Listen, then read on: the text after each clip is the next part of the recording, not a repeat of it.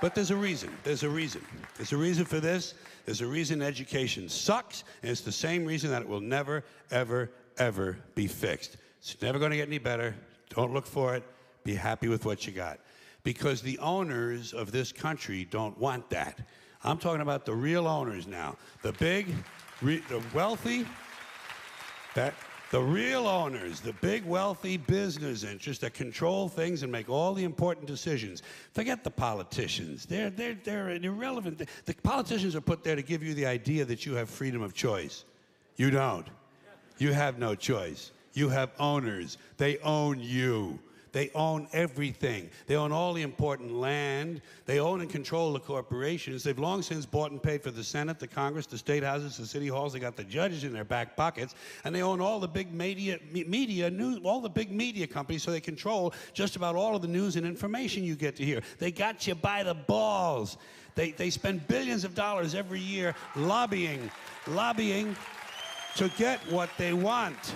Well, we know what they want. They want more for themselves and less for everybody else. But I'll tell you what they don't want. They don't want a population of citizens capable of critical thinking. They don't want well-informed, well-educated people capable of critical thinking. They're not interested in that. That doesn't help them. That's against their interest. That's right. You know something? They don't want people who are smart enough to sit around the kitchen table and figure out how badly they're getting fucked by a system that threw them overboard 30 fucking years ago.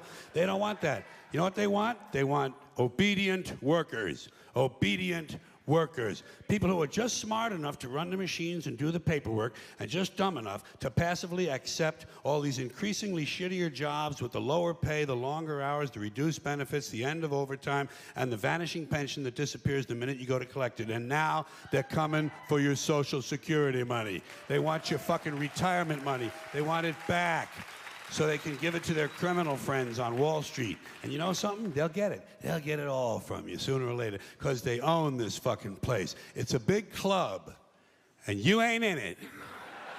You and I are not in the big club.